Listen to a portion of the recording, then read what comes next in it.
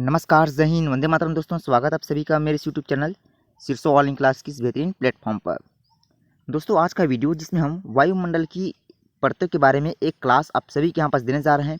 ये क्लास आप सभी के लिए एक वेरी मोस्ट क्लास साबित होगा यदि आपने इस वीडियो को बिल्कुल एंड तक वॉचिंग किया तो, ठीक है ना। जिसमें मैं आपको यहाँ पर सारी बातें बताऊँगा कि क्षोभ मंडल क्या होता है, समताप मंडल क्या होता है, मध्य मंडल, आयन मंडल, बाह्य मंडल, पृथ्वी का जो वायुमंडल होता है ये कितने परतों में विभाजित किया गया है, ठीक है ना। सभी परतों के बारे में उनके रेंज सहित उनके विस्तार के साथ आप सभी को यहाँ पास एक बेहतरीन क्लास मैं यहाँ पास दूंगा। तो चैनल को एक बार सब्सक्राइब जरूर करेंगे शीर्षो ऑनलाइन क्लास की इस बेहतरीन प्लेटफॉर्म को। देखिएगा, मैं आपको थोड़ा सा कुछ पॉइंट यहाँ पास डीप यहाँ पास बताना चाहूँगा। देखिए, यहाँ पास जब भी हम यहाँ पास बात करते हैं कि पृथ्वी का वायुमंडल, तो पृथ्वी के वायुमंडल की बेसिस पे मैं आपको कुछ पॉइंट्स यहाँ पास पहले बता देता हूँ। हमसे पूछा जाता है कि जो है वायुमंडल की सबसे निचली परत को क्या कहा जाता है, तो आप देख सकते हैं यहाँ पास वायुमंडल की जो सबसे निचली परत होती है सर, वह हमारा यहाँ पास रहेगा क्षोभ मंडल, जिसको हम यहाँ पास ट्रोपोस्फीयर बताते हैं इंग्लिश में। ऊपर उसके बाद क्षोभ मंडल से हम जैसे ही ऊपर की ओर बढ़ते हैं तो हम एक मंडल हमको और देखने को मिलेगा जिसको हम यहाँ पर समताप मंडल बताते हैं। इसको इंग्लिश में स्ट्रेटोस्फीयर कहा जाता है। सप्ताह मंडल से फिर हम ऊपर की ओर बढ़ेंगे तो एक मंडल हमको और देखने को मिलेगा जिसको हम मध्य मंडल बताते हैं। इंग्लिश में इसी को मेसोस्फीयर कहा जाता है।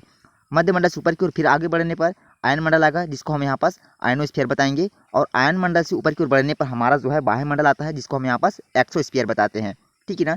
तो ये वीडियो आप सभी के लिए एक वेरी मोस्ट यहाँ पास क्लास के रूप में साबित होगा, तो चैनल को एक बार सब्सक्राइब जरूर कर लेंगे। देखिए, यहाँ पास पहले हम यहाँ पास ये जान लेते हैं कि वायुमंडल है क्या। पहला पॉइंट हमारा यहाँ पास यही होना चाहिए कि वायुमंडल है क्या। यदि हम वायुमंडल को इस प्रकार से लिख कर मैं आपको यहाँ पास देखिए, ये मैंने यहाँ पास जो है वायुमंडल को इस प्रकार से लिखा है। तो वायु का मतलब क्या होता है, तो वायु का मतलब हमको बताना है कि वायु क्या होता है, एक गैसों का मिश्रण होता है। मतलब कह सकते हैं कि इसमें जो है कई प्रकार की अन्यत्र गैसें मिली होती है। दूसरी बात, जो दूसरा शब्द है हमारा यहाँ पास रहेगा वो मंडल। तो मंडल का तात्पर्य हमको यहाँ पास बताना है चारों या फिर चारों तरफ, ठीक ना। तो देखिए, यहाँ पास गैसों की परतें जो पृथ्वी के चारों ओर से घिरती है उसे हम यहाँ पास क्या बताएंगे, तो इसी को कहा जाता है सर यहाँ पास वायुमंडल।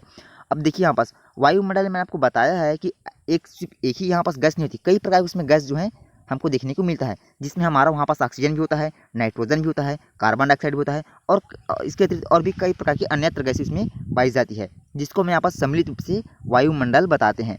क्लियर। वायु की एक पतली परत पृथ्वी का महत्वपूर्ण एवं अटूट भाग होता है, उसको भी यहाँ पास जानेंगे। यह हमें ऐसी वायु प्रदान करती है जिससे लोग जो है श्वास लेते हैं, ठीक है ना। मतलब श्वसन संबंधी कार्य हमारा जो है किस परत में होता है वो भी हम यहाँ पास जानेंगे। साथ ही सूर्य की कुछ हानिकारक किरणों से हमारी रक्षा भी करती है। अब यहाँ पास हानिकारक किरणें हैं कौन सी है उसको भी यहाँ पास जानने का प्रयास करेंगे। तो चलिए यहाँ शुरुआत करते हैं। वायुमंडल 10,000 किलोमीटर की ऊंचाई तक हमारा जो है फैला होता है, परंतु वायुमंडल का जो है 99% भार सिर्फ जो है 32 किलोमीटर तक सीमित है। क्लियर। ये बात आपको यहाँ पर ध्यान रखना है, स्टार के साथ इसको डबल स्टार में रख लीजिएगा। वायुमंडल को तापमान तथा अन्य घटकों के आधार पर यहाँ पर जो है हम 5 परतों में जानेंगे, जिसमें मैंने आपको बताया था कि एक हमारा होता है क्षोभ मंडल जिसको हम ट्रोपोस्फीयर बताते हैं, समताप मंडल जिसको हम स्ट्रेटोस्फीयर बताते हैं, मध्य मंडल जिसको हम मेसोस्फीयर बताते हैं, आयन मंडल जिसको हम आयनोस्फीयर बताते हैं और बहिर्मंडल जिसको हम एक्सोस्फीयर बताते हैं। तो चलिए यहाँ से हम शुरुआत करते हैं और यहाँ पर जानते हैं कि वायुमंडल के संघटकों की सूची के रूप में यहाँ पास कौन कौन से पॉइंट हमारे लिए इंपॉर्टेंट रहेगा। तो देखिए, यहाँ पास मैंने यहाँ पास टेबल तैयार किया है उसमें आपको ध्यान में रखना है कि एक साइड में हमारे यहाँ पास गैस है, दूसरे साइड में हमारा प्रतिशत है और तीसरे साइड में यहाँ पास स्रोत को मैं यहाँ पास टाइप किए हैं। तो देखिए, यहाँ पास ऑक्सीजन की यहाँ पास हम पहले बात कर लेते हैं। तो वायुमंडल में इसका जो प्रतिशत है 21% है और स्रोत के रूप में हमको यहाँ पास बताना है कि ये जो है जैविक स्रोत से हमको यहाँ पास प्राप्त होता है। अब जैविक की यहाँ पास हम बात करते हैं तो इसको हम 2 टाइप से यहाँ पास लेके चलेंगे, जिसमें से हमारा एक आता है सर यहाँ पास प्लांट्स, दूसरा आता है हमारा यहाँ पास एनिमल। तो यहाँ पास जो ऑक्सीजन की यहाँ पास हम बात कर रहे हैं तो ऑक्सीजन हमको जो है प्लांट्स के थ्रू यहाँ पास प्रोवाइड होता है। दूसरा यहाँ पास रहेगा हमारा नाइट्रोजन और इसका जो है वायुमंडल में प्रतिशत 78.03% हम यहाँ पास बताएंगे और ये भी जो है हमको किससे प्राप्त होता है, तो ये भी हमको जैविक के थ्रू यहाँ पास प्राप्त होता है।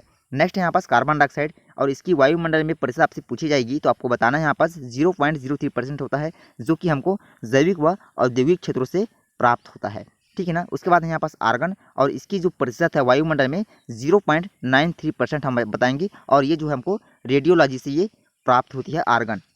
क्लियर यहाँ तक। अब यहाँ पर शुरुआत करते हैं वायुमंडल की संरचना, ठीक है ना, तथा परतों के नाम यहाँ पास जो मैंने आपको अभी बताया था। देखिए, पहला यहाँ पास आते हैं क्षोभ मंडल, जो कि वायुमंडल की सबसे निचली परत के रूप में जानी जाती है। इंग्लिश में इसी को हम ट्रोपोस्फीयर बताते हैं। यह पृथ्वी की सबसे निचली परत होती है जिसमें मौसम परिवर्तन जैसे घटनाएं घटती है। कौन कौन सी घटनाएं होती है? तो बिजली आना, तड़ित होना, आंधी आना, बरसात आना, ऐसी घटनाएं जो है हमको क्षोभमंडल में ही देखने को मिलती है। ठीक है, देखिए यहाँ पास ध्रुवों पर जो है क्षोभमंडल की ऊंचाई धरातल से जो है 8 किलोमीटर तक होती है। क्षोभमंडल को संवहन मंडल भी कहा जाता है क्योंकि सारी घटनाएं हमको जो है क्षोभमंडल में ही नजर आती है। तो इसी को हम यहाँ पास क्या बताएंगे, इसको संवहन परत भी कहा जाता है और संवहन मंडल भी कहा जाता है। ठीक है ना, यह मंडल पृथ्वी की सबसे निचली परत होती है। मैंने आपको बताया था, ये पहला पॉइंट हो गया इसके बेस पे, क्षोभमंडल के बेस पे। दूसरी बात है, इसकी ऊंचाई ध्रुव पर 8 किलोमीटर तथा विषुवत रेखा पर जो है 18 किलोमीटर तक होती है। क्लियर यहाँ तक? अच्छा देखिए यहाँ पास विषुवत रेखा, कर्क रेखा, मकर रेखा, इसके बेस पे मैंने जो है इंडियन जियोग्राफी क्लास आप सभी को प्रोवाइड की है। तो आपको जो है वीडियो के प्ले लिस्ट में जाकर अच्छे से उसको वॉचिंग करना है। ठीक है ना, इंडियन जियोग्राफी क्लास को।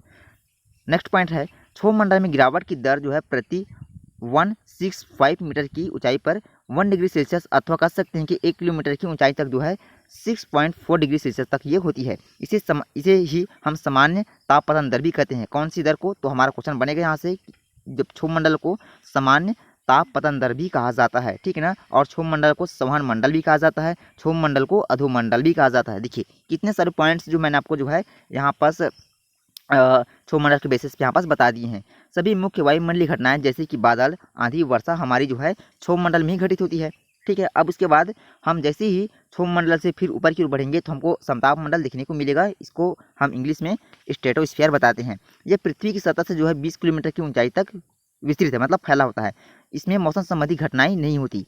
ठीक है ना, तथा इसमें जो है वायुयान उड़ने के लिए पूरी तरह से अनुकूलित होता है। इसमें ओजोन परत पाई जाती है जो सूर्य के प्रकाश से आने वाली पराबैंगनी किरणों को क्या करता है, पूरी तरह से ऑब्जर्व कर लेता है, मतलब अवशोषित कर लेता है, जिससे जीव जंतु की रक्षा होती है। अब देखिए मैंने आपको बताया था कि जो अल्ट्रावायलेट किरणें होती है, यूवी किरणें होती है। ठीक है ना, यूवी जो किरणें होती है ये क्या होती है, हमारे लिए काफ़ी हानिकारक होती है।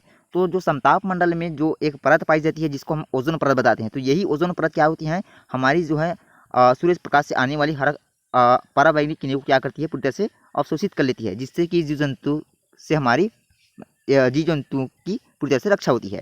ऐसा आप यहाँ पास बताएंगे। और देखिए एक पॉइंट और यहाँ पास बनेगा कि इसमें जो है मौसम संबंधी घटनाएं नहीं होती, मतलब मौसम संबंधी यदि घटनाएं इसमें नहीं होती है, बादल, आंधी, ठीक है ना, और तड़ित हो गया, गर्जना हो गया, यदि इस प्रकार की घटनाएं इसमें नहीं होती है तो हम बता सकते हैं, सिंपल सी बात है कि उसी में जो है वायुयान उड़ने के लिए पूरी तरह से अनुकूलित रहेगा। ठीक है, अब देखिए कुछ पॉइंट्स यहाँ पास समताप मंडल के बेस पे। समताप मंडल 18-20 किलोमीटर की ऊंचाई तक ये होता है। ठीक है ना, इसमें हमारा ताप पूरी तरह से समान रहता है। ताप समान मतलब इसको ही हम समताप मंडल बताएंगे, जिसमें ताप हमारा समान रहेगा। दूसरा, इस मंडल में वायुयान उड़ने के लिए पूरी तरह से अनुकूलित होता है, ये आपको ध्यान रखना है। यहाँ पास कभी कभी इसमें जो है विशेष प्रकार के मेघों का निर्माण होता है, जिन्हें मूलाभ मेघ भी कहा जाता है। ठीक है, इसमें ओजोन गैस की परत पाई जाती है। यह परत सूर्य से आने वाली हानिकारक पराबैंगनी किरणों को अवशोषित कर लेती है एवं हमारी रक्षा करती है। तो ये हो गया हमारा यहाँ पर समताप मंडल। अब उसके बाद हम बात करते हैं पृथ्वी की अगली परत, पॉइंट नंबर तीसरा डाल लीजिएगा, मध्य मंडल, जिसको हम यहाँ पास मेसोस्फीयर बताते हैं। यह समताप मंडल के ठीक ऊपर होता है। 60 किलोमीटर की ऊंचाई तक ये जो है पूरी तरह से फैला होता है। अंतरिक्ष में प्रवेश करने वाले उल्कापिंड इस परत में आने पर पूरी तरह से क्या होता है, हमारा जल जाते हैं। काफ़ी इंपॉर्टेंट पॉइंट रहेगा आप सभी के लिए यहाँ पास। अब यहाँ पास हम बात करते हैं आयन मंडल, जिसको हम यहाँ पास इंग्लिश में आयनोस्फीयर बताते हैं।